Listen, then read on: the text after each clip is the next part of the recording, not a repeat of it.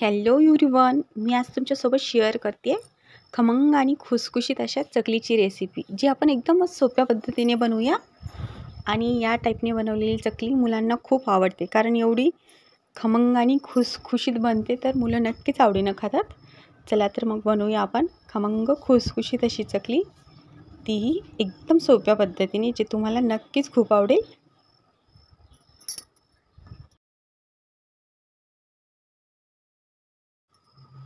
तर खमंग आणि खुसखुशीत अशी चकली बनवण्यासाठी मी छोट्या मिक्सर बाउलमध्ये घेते 1 वाटी पोहे आणि त्याच वाटीने अर्धा वाटी डाळवे घेतलेले आहेत. मिक्सर बाउलमध्ये मी 1 वाटी पोहे आणि अर्धा वाटी डाळवे घेतलेले आहेत.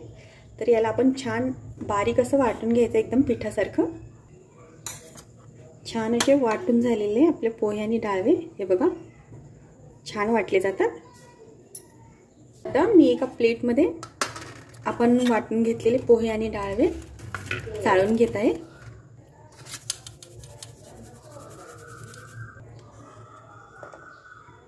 वाटून घेतलेले पोहे आणि डाळवे मी चाळून घेतलेले. तर मी आता तांदळाचं पीठ घेते 1.5 वाटी. आपण ज्या वाटीने पोहे आणि डाळवे घेतलेले त्याच वाटीने आपण पीठ पण घ्यायचंय. 1.5 वाटी मी तांदळाचं पीठ घेतलं आहे. पीठ पण चाळून घ्यायचंय. आता पीठ मी मिक्स करून घेते. आता मी याच्यात टाकून घेत आहे 4 ते 5 चम्मच मी तेल मस्त गरम करून घेतलेले. हे मोहन टाकून घ्यायचे. आपण पोहे खातो त्या चम्मचने मी 5 चम्मच तेल चांगलंच कडक असं गरम करून घेतलेलं आहे आणि याच्यामध्ये टाकून घेतलं आहे. तर आपण जास्त गरम असताना याला मिक्स नाही करायचं, थोडंसं अर्ध्या मिनिटाने वगैरे आपण हे सगळं मिक्स करून घ्यायचं तेल या पिठामध्ये, कारण जास्त गरम असेल तर पटकन चटका बसला जातो हाताला. त्यामुळे अर्ध्या मिनिटानंतर आपण हे मस्त मिक्स करून घेऊ. मस्त मिक्स करून घेतलेले, याच्यामध्ये तेल टाकलेलं पिठामध्ये छान मिक्स झालेलं. हे बघा आपलं पीठ या टाईपमध्ये होतं. तेल टाकून घेतलं की मस्त असं बनलं जातं. या टाईपमध्ये झालं तर समजून घ्यायचं आपण टाकलेलं जे मोहन आहे आपलं तेलाचं, ते पिठासाठी व्यवस्थित बरोबर झालेलं आहे. तर छान असं पीठ मी मिक्स करून घेतलेलं आहे. आता मी याच्यामध्ये टाकून घेते अर्धा चम्मच मीठ, म्हणजेच आपण चवीपुरतं मीठ टाकून घ्यायचं. याच्यामध्ये पाव चम्मच ओवा हातावर घेऊन असं स्मॅश करून घ्यायचं आहे.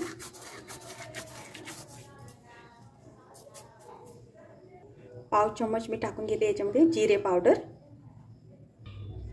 अर्धा चम्मच धने पावडर टाकून घेत आहे मी.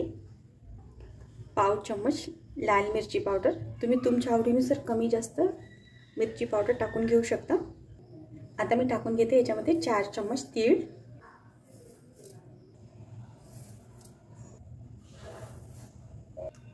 आता हे सगळं मी मिक्स करून घेते.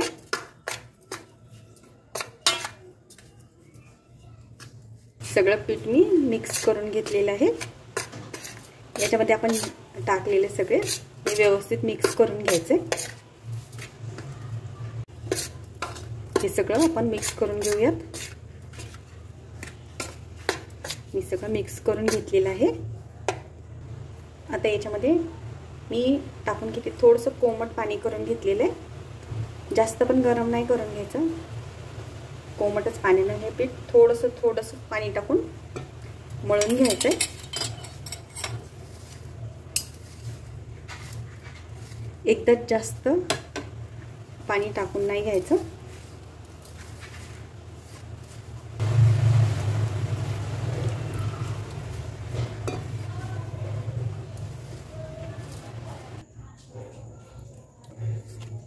हे बघा पीठ आपलं या टाईपमध्ये झालेलं आहे. छान असं मळून घ्यायचं आहे. जास्त घट्ट पण नाही आणि जास्त सैल पण नाही. तर हे पीठ मी आता 10 मिनिटासाठी झाकून ठेवत आहे. 10 मिनिट याला आपण मुरवून घ्यायचं पिठाला छान. पीठ मी 10 मिनिट छान मुरवून घेतलेलं आहे. तर बघूया आपलं पीठ कसं झालेलं आहे. हे बघा छान मुरलं आहे. तर आपण परत एकदा हे पीठ छान मळून घ्यायचं. परत एकदा आपण हे पीठ स्मूथ करून घेऊया छान. तुम्हाला जर जास्त घट्ट वाटलं ना तर तुम्ही थोडंसं कोमट पाणी टाकून आणखी या पिठाला स्मूथ करून घ्यायचं आहे, नाही तर जास्त घट्ट झालं ना मग आपली चकली तुटली जाते. त्यामुळे छान स्मूथ करून घ्यायचं हे पीठ. मी छान असं स्मूथ करून घेतलेलं आहे पीठ. हे बघा या टाईपमध्ये. मी थोडंसं कोमट पाण्याचा शिडकावा मारून हे पीठ परत मळून घेतलेलं आहे. छान स्मूथ झालेलं आहे पीठ आपलं. छान स्मूथ झालेलं आहे. हे बघा या टाईपमध्ये छान स्मूथ करून घ्यायचं आहे. आता मी शेवगा घेतला आहे, तर याला तेल लावून घ्यायचं आहे. तेलाचा हात लावून घ्यायचा आहे. तर याच्या प्रत्येक पाटलाचा तेलाचा हात लावून घ्यायचा आहे.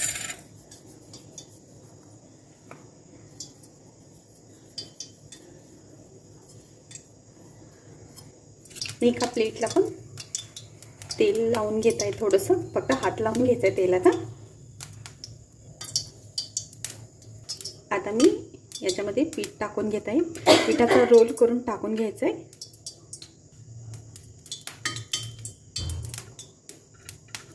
आपण दाबून असं पीठ भरायचं म्हणजे आपली चकली कुठेही तुटली जात नाही.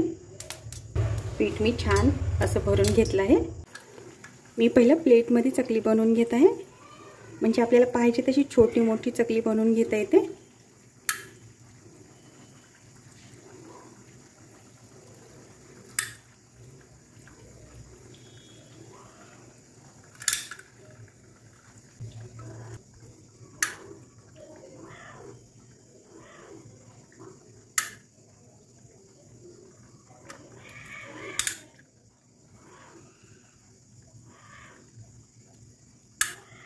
आपण पीठ छान मळून घेतलं ना आपली चकली मध्ये कुठेही तुटली जात नाही, छान होते.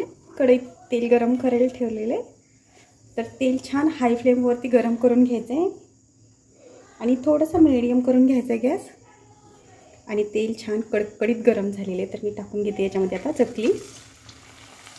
तेल छान गरम झाल्यानंतर चकली टाकून घ्यायची आणि गॅस खूप बारीक पण नाही करायचा, नाहीतर आपली चकली तेलामध्ये विरघळली जाऊ शकते.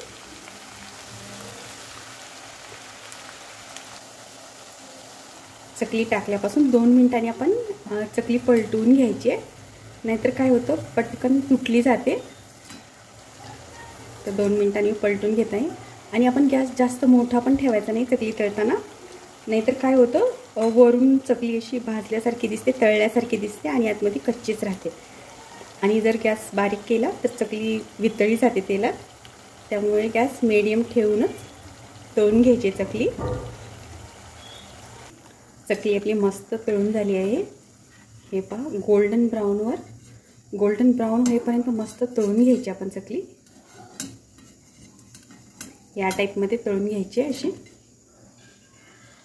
आपण परत चकली टाकताना थोडंसं तेल आणखी गरम होऊ द्यायचं आहे. बाकीच्या चकल्या आपण तळून घेत आहे. तेल छान कडक झाल्यानंतर चकली टाकून घ्यायची आहे. आणि 3 ते 4च चकली टाकून घ्यायची आहे, नाहीतर जास्त चकल्या टाकल्या ना आपण मग आपलं तेल आहे ना पटकन थंड होतं. त्यामुळे थोड्या थोड्याच चकल्या टाकून तळून घ्यायच्या. मी सगळ्या चकल्या अशा गोल्डन ब्राऊन मस्त तळून घेतल्या आहेत. आपण चकली तळण्यावर पण आपली चकली कुरकुरीत बनली जाते मस्त. हे बघा या टाईपमध्ये तळून घेतली आहे. आपली चकली खूप छान झाली आहे, एकदमच कुरकुरीत आणि दिसायला पण पहा काटेरी मस्त छान झालेली आहे. एकदम छान बनतात या टाईपनं केलेली चकली. आणि मुलांना पण नक्कीच खूप आवडते या टाईपने केलेली चकली. तर तुम्ही पण नक्की ट्राय करा. तर ही पहा आपली चकली खूप कुरकुरीत बनते. मी तुम्हाला एक तोडून दाखवते. ही पहा. आणि बघा याच्यामध्ये अशी लाईन पण झालेली आहे. जेव्हा आपल्या चकलीमध्ये अशी लाईन होते ना त्यावेळेस नक्कीच समजून घ्यायचं आपली चकली खूप छान कुरकुरीत झालेली आहे. खूपच छान बनते. तर तुम्ही पण नक्कीच ट्राय करा. आणि तुम्हाला ही आजची रेसिपी कशी वाटली तेही सांगा.